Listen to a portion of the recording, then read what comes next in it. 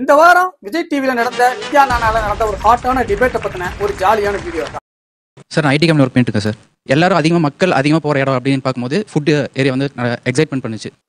இதுல என்னன்னு தெரியல, இந்த மாதிரி ஐடில வேலை செஞ்சவங்க தான் அதிகமா வந்து சிக்கி இருக்காங்க. ஒரு ஹோட்டல் கடையை பார்க்கும்போது 2 புரோட்டாவை சொல்லிட்டு வெயிட் பண்ணிட்டு இருக்கும்போது அங்க நடக்கக்கூடிய சம்பவங்கள் எல்லாம் பார்த்தானாக்கா ஒரு ஹோட்டல் நடத்துறதுன்னு அவ்வளவு சாதாரணமா இவங்க நினைச்சிட்டு இருக்காங்களா, இவங்களுக்கு எப்படி இப்படி தோணுதுங்கிறது எனக்கு ஆச்சரியமா இருக்கு. நான் குக்கிங் கொஞ்சம் நல்லா சமைப்பேன், வெஜ் சமையல் ஃபுல்லாவே நல்லா சமைப்பேன். ஸோ அதனால அவருக்கும் வேலை கொடுக்கணும், நானும் வேலை செய்யணும், 2 பேருமே சேர்ந்து சொந்த இடத்துல பண்ணலாம் அப்படின்ட்டு பண்ண ஆரம்பிச்சேன். சமைச்சதை அப்படியே சாப்பிட்டுட்டு கொஞ்ச நேரம் தூங்கி இருந்தானாக்கா இந்த பிரச்சனையில இருந்து இவங்க தப்பிச்சிருக்கலாம். சமைச்சதுக்கு அப்புறமா தூக்க வராம யோசிச்சாங்க பாத்தீங்களா, அங்க சிக்கிட்டாங்க இவங்க எல்லாம். சார், ஆப்போனன்ட்ல இருக்கிற எல்லாருடைய ரீல்ஸ் எல்லாம் நான் பாத்திருக்கேன். யாரெல்லாம் இதுல ரீல்ஸ் போட்டவங்க? ரீல்ஸ்ல நீங்க கிங்கு, அதை நம்பி ஒரு ஆள் பாவம் கிங்கா இருந்தவரு மதுரையில நல்லதா பிசினஸ் பண்ணிட்டு இருந்திருக்காங்க, அப்பயே போயிருக்க வேண்டியதுதானே. இவர் கூப்பிட்டு வந்துட்டு சென்னையில பிசினஸ் எல்லாம் சூப்பரா போயிட்டு இருக்கு, அதனால சென்னையில வந்து கடை வைங்கன்னு சொல்லிட்டு மதுரையில நடந்துட்டு இருக்கக்கூடிய கடையை வேற யாருக்கோ கொடுக்க வச்சுட்டு இவர் கூட்டிட்டு வந்திருக்காரு. எப்படி இப்படி சூனியம் வச்சிருக்காரு பாருங்க. அதாவது புதுசா நாம மதுரையில இருந்து சென்னை போறோம்னு சொன்னா நமக்கே ஒரு அப்படியே ஒரு மிரட்சியா இருக்கும். அங்கேயும் போய் ஏதாவது ஒரு ஹோட்டல்ல சாப்பிடணும்னு வச்சுக்கோங்க, நல்லாவே யோசிப்போம், ஆஹா வேலை அதிகமா இருக்குமோ, ஏமாத்திடுவாங்களோ, அப்படியோ இப்படியோன்னு சொல்லிட்டு பட்டிக்காட்டா புதுசா ஒருத்தன் சென்னை போனானாக்கா ஒரு ஹோட்டல்ல போய் சாப்பிடறதுக்கு உண்மையாலுமே தயங்குவாங்க. ஆனா பாருங்க, இவங்க மெட்ராஸ் போயிட்டு நேரம் மதுரையில இருந்து தலைவன் சென்னை போய் ஹோட்டலே வைக்கலான்னு பிளான் பண்ணிருக்காருன்னா, நாங்க வச்சு ஒரு 2 மாசம் நல்லா ரன் ஆயிட்டு இருந்துச்சு சார். 3ஆவது மாசம் ஒரு புதுசா பக்கத்துல ஒரு கடை வருது. இவரோட இந்த எக்ஸ்பீரியன்ஸ் தான் குடும்பஸ்தன் படத்துல மணிகண்டன் வந்து அப்படியே ஒரு கேரக்டராவே நடிச்சு காட்டியிருப்பாரு. எந்த ஒரு கடை வச்சாலும் 2 மாசம் ஆகாமனு சூப்பரா தான் இருக்கும், அதுக்கப்புறம் தான் அது வேலையை காட்டும். ஒரு கட்டத்துக்கு மேல வந்து இதை டாலரேட்டே பண்ண முடியல சார். நிம்மதியே இல்லாம போய் 10 கிலோ குறைஞ்சு, நானும் கூட இவர் 10 கிலோ குறைஞ்சு அப்படியே ஸ்ட்ரெஸ் ஆயிட்டேன்னு சொல்லும் போது, ஓ இவர் புதுசா கடை ஆரம்பிச்சிருக்கும் போது ஒரு 50 கிலோ மைதா மாவு ஓடிட்டு இருந்திருக்கும், அப்படியே கொஞ்சம் பிசினஸ் டல்லாக 40 கிலோ 30 கிலோன்னு சொல்லி 10 கிலோவா குறைஞ்சிருச்சு அப்படின்னு தான் நான் நினைச்சேன். கடைசியில் இவர் பேசி முடிஞ்சதுக்கு அப்புறம் தான் தெரிஞ்சது 10 கிலோ குறைஞ்சது மைதா மாவு கிடையாது, இவரோட உடம்பு தானம்மா. அடேங்கப்பா, அப்ப எந்த அளவுக்கு ஸ்ட்ரெஸ் ஆயிருப்பாரு பாருங்க. இதுக்கும் ஐடி மாதிரி ஒரு பெரிய கம்பெனில வேலை செஞ்சுக்கிட்டு சொகுசா ஏசியில கம்ப்யூட்டர் முன்னாடி உட்காந்து பட்டம் தட்டிக்கிட்டு ஈஸியா சம்பாதிச்சிருந்த காசை கொண்டு வந்து எப்படி அநியாயத்துக்கு விட்டுருக்காரு பாருங்க. இவங்க ஹோட்டல்ல இருக்கக்கூடிய அந்த லேபரை எல்லாம் ரொம்ப சாதாரணமா நினைச்சிட்டு இருக்காங்க. உதாரணமா இவர் ஐடில வேலை செஞ்சுட்டு இருக்காரு வைங்க, இவருக்கு சம்பளம் கொடுக்குறவர் தான் அங்க பாஸ். ஆனா வேலை தெரியாம அனுபவம் இல்லாம இவர் ஹோட்டல் கடை வச்சுட்டாரு வைங்க, இவர்கிட்ட வேலை செய்யறாரு பாத்தீங்களா அந்த புரோட்டா மாஸ்டர், அவரு தான் இவருக்கு பாஸ். ஆனா இவர் தப்பா நினைச்சிட்டு இருக்காரு, இவருக்கு நம்ம சம்பளம் கொடுக்குறோம் அதனால இவருக்கு நாம தான் பாஸ் அப்படின்னு நினைச்சிட்டு இருக்கோம். ஏன் கேட்டானாக்கா இவர் ஏற்கனவே பாஸ் கிட்ட இருந்து சம்பளம் வாங்கிட்டு இருக்காருல்ல, அதே மாதிரி சம்பளம் கொடுக்குறவங்க தான் பாஸ் நினைச்சிட்டு இருக்காங்க. பாஸ் ஹோட்டல் கடை பிசினஸ் அப்படி இல்லை பாஸ். ஒரு அனுபவம் இல்லாத முதலாளி ஹோட்டல் கடை நம்பி வைக்கலான்னு ஆரம்பிச்சு ஒரு அனுபவம் உள்ள புரோட்டா மாஸ்டர் கிட்ட சிக்கினானக்கா அவனோட கதை க்ளோஸ். வேறு ஏன் மூடினீர்கள்? மாஸ்டர்னால சார். கடை நல்லா ஓடலைன்னா சந்தோஷமா இருப்பாரு. வந்து ஒரு 10 கிலோ மாவு போடணும்னு வைங்களா, சிரிக்கவே மாட்டாரு. இப்படிப்பட்ட மூதேவியை கூட்டிட்டு வந்து நல்ல கஷ்டப்பட்டு காசு செலவு பண்ண வியாபாரம் பண்ணணும், சம்பாதிக்கணும், வாழ்க்கையில அடுத்த கட்டத்துக்கு போகணுங்கிற ஒரு கடையில உட்கார வச்சா எப்படி விளங்கும்? ஏன் இந்த புரோட்டா மாஸ்டர் இருக்கானு பாத்தீங்களா, எல்லாரையுமே சொல்லல, எல்லா தொழிலையுமே அதாவது எல்லாத்துலயுமே ஒரு 10-20% தரங்கெட்ட தரித்திரம் பிடிச்சவனுக்கு இருப்பானுங்க.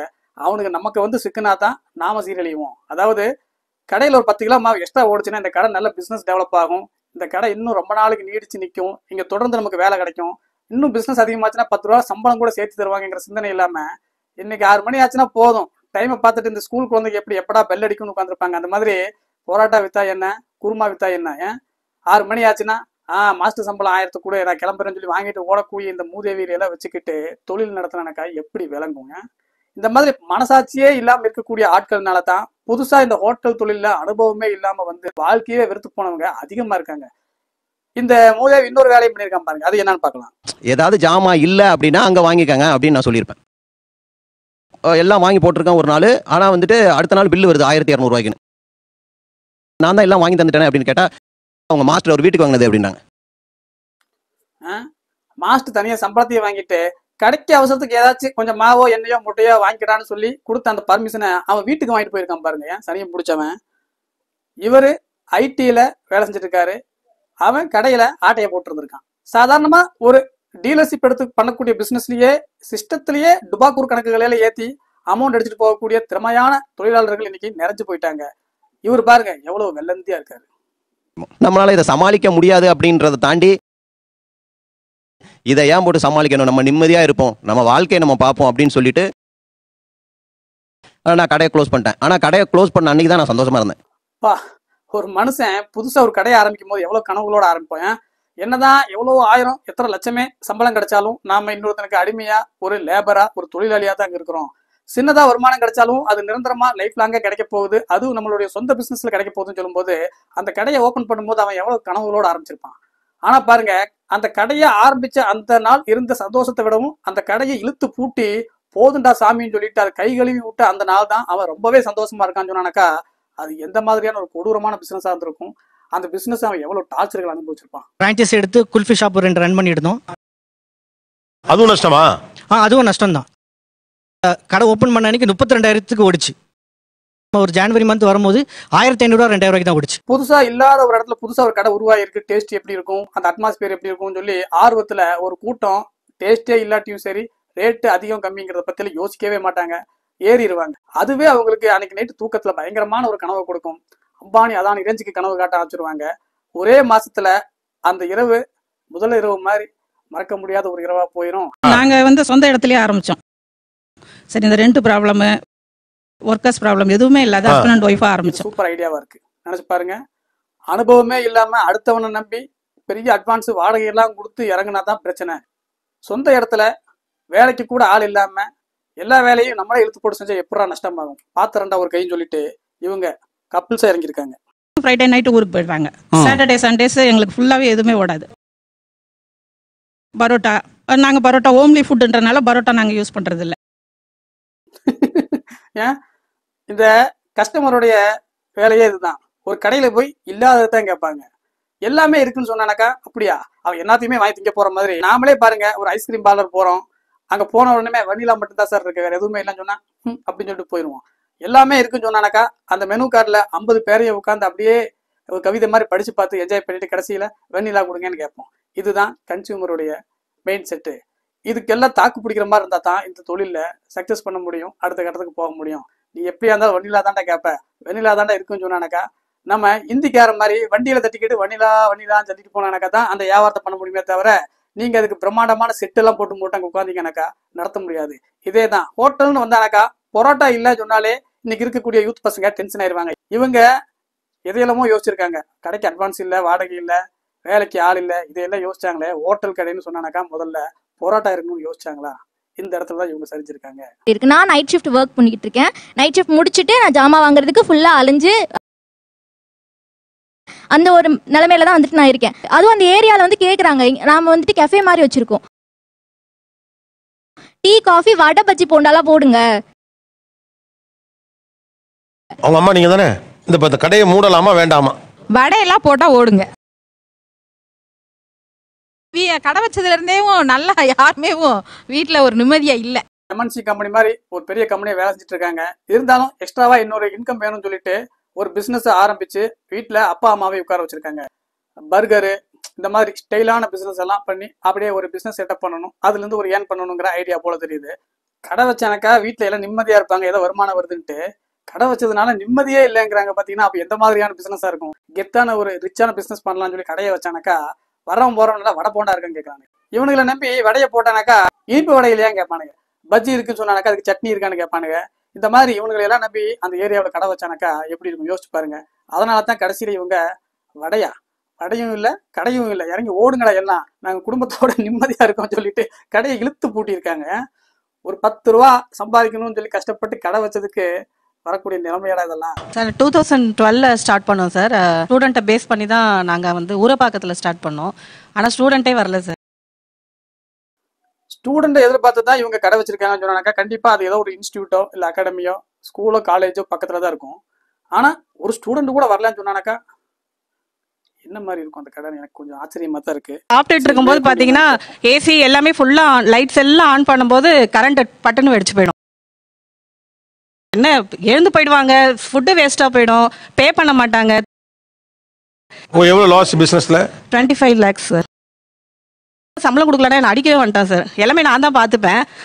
இதுதான் ஹஸ்பண்ட் விவரமா ஏன் பர்ச்சேஸ் டிபார்ட்மெண்ட் பார்த்துருக்காருன்னு கேட்டானாக்கா இவங்க லேடியா இருக்கிறதுனால தான் பரோட்டா மாஸ்டர் அந்த உருளைக்கட்டையை விட்டு அடிக்காம விட்டுருக்கான்.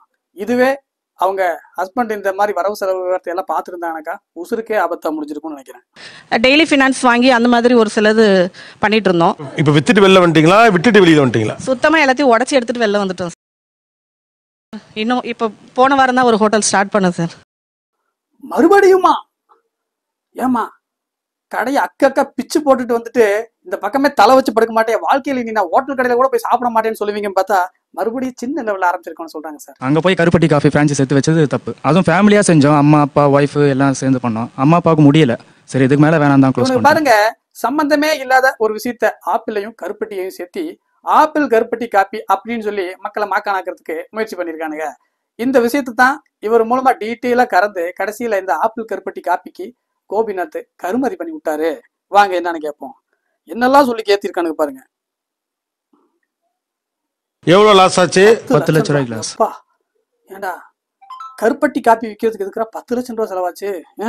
எனக்கு ஒண்ணு புரியவே இல்லை. அதாவது இந்த 200 ரூபாய் பர்கரை விற்கிறதுக்கு ஒரு 2 லட்சம் ரூபாய் வரை செலவு பண்ணாங்க கூட ஓகே, அதை சாப்பிட்றவனோட மைண்ட் செட்டுக்கு ஒரு இன்டீரியர் பண்ணணும், பாக்குறதுக்கு கடையை கொஞ்சம் ரிச் லுக்கா வச்சுக்கணும்னு சொல்லிட்டு கருப்பட்டி காப்பி சாப்பிட வர்றவன் 10 ரூபா கொடுத்து காப்பி சாப்பிட போறான். இவனுக்கு எதுக்குடா 10 லட்சம் ரூபாய் இன்டீரியர் பண்ண போறீங்க? கடையோட இன்டீரியர் பண்ணக்கூடிய செலவுக்கும் அந்த கடையில இவனுக்கு விற்கிறதுக்கு வச்சிருக்கக்கூடிய பொருட்களுக்கு உண்டான செலவையும் பாத்தீங்கன்னா சம்மதமே இருக்காது. ஒட்டுமொத்தமா அந்த பொருளை எல்லாம் வித்தாலே 1000 ரூபா தான். அதுக்கப்புறம் அந்த பொருளெல்லாம் தீர்ந்து போயிடும். இதை வச்சுக்கிட்டு இவங்க எப்படி இந்த கடை வாடகை கொடுப்பாங்க, கரண்ட் பில் கட்டுவாங்க, இவங்களுக்கு லாபத்தை எடுத்துக்குவாங்க, பர்ச்சேஸ் பண்ணுவாங்க? எப்பா ஒண்ணுமே புரியலடா. இதுல பிரான்சைஸ் நடத்துறாங்க பாத்தீங்களா, அவனுக்கு வேற கமிஷன் வேற கொடுக்கணுமாமா. ஃப்ரான்ச்சைஸ் எடுக்கும் போதே அவங்க கொடுக்க சொல்கிறது என்னென்னா, நாங்கள் லொக்கேஷன் நாங்கள் பார்த்து தான் ஓகே பண்ணுவோம், அப்போ தான் நீ வைக்கணும்னு சொல்லுவாங்க. சரி, அவங்க தான் பார்த்து ஓகே சொன்னாங்க. இப்போ வந்துட்டு லொக்கேஷனை நீ மாற்றுன்னு சொல்கிறாங்க. லொக்கேஷன் மாத்திரம் ஓகே, அதுக்கப்புறம் என்ன சொல்கிறாங்க, நீ டீ காஃபி வரலையா ஜூஸ் கடை போட்டுக்கோனே. இவர் சொல்றது கரெக்டு தானே? கருப்பட்டி காப்பின்னு போட வச்சு மட்டும் உள்ள வந்து ஜூஸ் வித்துட்டு இருந்தானாக்கா அந்த இளவு எதுக்குடா உங்ககிட்ட போய் நான் இப்படி பிரான்சைஸ்க்காக வேண்டிய லட்சக்கணக்கில் பணம் கட்டணும்னு கேட்கிறாரு. இவர் மொத்தமா அந்த பிரான்சைஸ்க்குன்னு ஒரு அமௌண்ட் கொடுத்தாரு பாத்தீங்களா, அதுலயே சூப்பரா ஒரு கடையை எவனுடைய ஹெல்ப்பும் இல்லாம இந்த பிசினஸ்ல இன்ட்ரெஸ்டா இருக்கிறவங்க கொஞ்சம் நாலேஜா இருக்கிறவங்களை மட்டுமே வச்சுக்கிட்டு சூப்பரா ரன் பண்ணிருக்கலாம். அந்த 4.5 லட்சம் ரூபாய் அமௌண்ட் வச்சு மிச்சமாயிருக்கும்.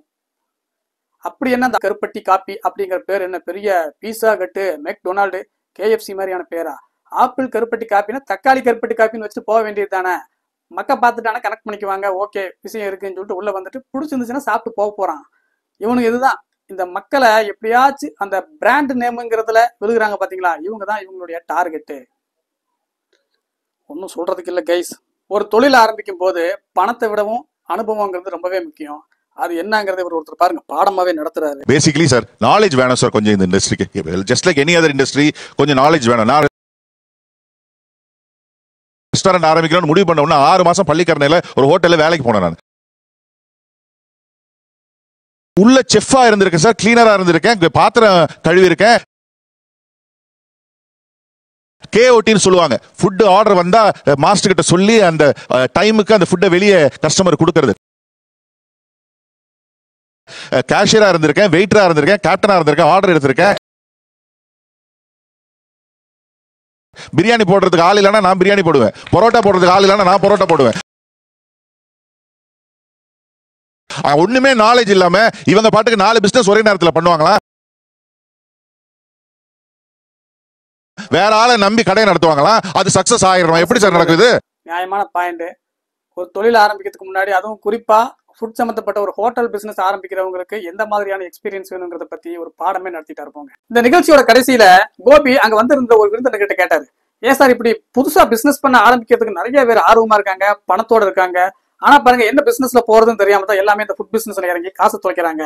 நீங்க ஏதாச்சும் டிஃபரெண்டான பிசினஸ், காம்படிஷன் இல்லாத பிசினஸ், இலகுவான பிசினஸ் இருந்தா சொல்லுங்களேன் அப்படின்னு சொல்லி வந்த ஒரு விருந்தினர்கிட்ட கேட்டிருந்தாரு. அவர் சொன்னாரு, வாட்டர் ப்ரூஃபிங் அது எவ்வளவு பெரிய மார்க்கெட்டுங்க? ரிஸ்க் ஆஃப் லாஸ் இல்ல. அதுல என்னென்ன ப்ராடக்ட்ஸ் எல்லாம் இருக்கு? டார்பாலின் இருக்கு, டென்ட் இருக்கு, ஷமியானா இருக்கு. வாட்டர் ப்ரூஃபிங் பிசினஸ் இப்போ ஓரளவுக்கு நல்லா இருக்கு, காம்படிஷன் இல்லாதது. அதுல இப்போ ஹோட்டல்ல கூட நீங்க பொரோட்டா விற்காம எடுத்து வச்சானாக்கா அது கெட்டு போயிடும். ஆனா இந்த மாதிரியான பிசினஸ்ல ப்ராடக்ட் எல்லாமே சேஃப்டியா தான் இருக்கும், உங்க முதலீடும் எந்த விதமான மோசமாகாது அப்படின்னு சொன்னாரு. அவர் சொன்ன அந்த ப்ராடக்ட் எல்லாம் பார்த்தானாக்கா இந்த பைக் கவரு, இந்த தார்பாய், இந்த சாமியான பந்தல், இந்த மாதிரியான விஷயங்கள் எல்லாம் சொன்னாரு. நினைச்சு பாருங்க, இன்னைக்கு இருக்கக்கூடிய ஒரு யூத் பாய் வந்து வீட்டுல அப்பா கிட்ட போய், அப்பா நான் ஒரு புதுசா பிசினஸ் பண்ண போறேன், என்னடா பிசினஸ் பண்ண போறேன், சாமியான பந்தல் கடை வைக்க போறேன்னு சொன்னாக்கா அவங்க அப்பா எப்படி புரிஞ்சுக்குவாரு? ஆட பாவி, உன்னை கஷ்டப்பட்டு +2 வரை படிக்க வச்சு இன்ஜினியரிங் காலேஜில் பல லட்சம் கொடுத்து வேலைக்கு போறதுக்காக வேண்டி படிக்க வச்சானாக்கா கடைசியில சாமியானா பந்தல் கடை வைக்க வேட போற இப்படின்னு தெரிஞ்சிருந்தானாக்கா நான் 10வதுலயே உன்னை நிறுத்திட்டு நம்ம வீட்டுக்கு பக்கத்துல இருக்கிற சாமியானா பந்தல் கடையில பாத்திரமெல்லாம் வாடகை கூற கடையில உன்னை வேலைக்கு சேர்த்து விட்டுருக்கனே பாவி, இப்படி பண்ணிட்டியடா, என்னோட கனவுகளை கலைச்சிட்டியாடான்னு கதி அழுக மாட்டாரு. இன்னைக்கு என்ன தொழில் செய்யணுங்கிறது தெரியல, என்ன செஞ்சானாக்கா லாபம் கிடைக்குங்கிறது தெரியல. இன்னைக்கு பாத்தீங்கன்னா எல்லா தொழிலுமே டவுன்ல கிடக்குது. வருஷத்துக்கு பல லட்சம் மாணவர்கள் வந்து படிச்சு டிகிரியோட வெளியே வந்து வேலை கிடைக்கும்னு வர்றாங்க. ஐடியில வேலை செஞ்சு பெரிய சம்பளம் வாங்குறவங்க எல்லாமே எப்படா நம்ம சீட்டு காலியாகும் தெரியலங்கிற பீதியில வாங்கின காசையெல்லாம் சேர்த்து வச்சு ஆகா அதுல ஏதாச்சும் ஒரு தொழிலை செஞ்சு இங்க இருந்து வெளியே துரத்தி விட்டாங்க கூட அங்க போய் ஏதோ 10 ரூபா சம்பாரிச்சு பொழைச்சிக்கலாம்னு சொல்லிட்டு இப்படி இறங்குறாங்க. ஊர் உலகம் 10 ரூபா சம்பாதிக்கிறதுக்கு எவ்வளவு கஷ்டப்படுது, நாடு எங்க போயிட்டு இருக்குன்னே ஒன்றும் புரியல கைஸ். ஓகே கைஸ், இந்த கான்வர்சேஷன் உங்களுக்கு பிடிச்சிருந்துச்சுன்னா மறக்காம லைக் பண்ணுங்க, ஷேர் பண்ணுங்க, மறக்காம நம்ம சேனலுக்கு சப்ஸ்கிரைப் பண்ணுங்க.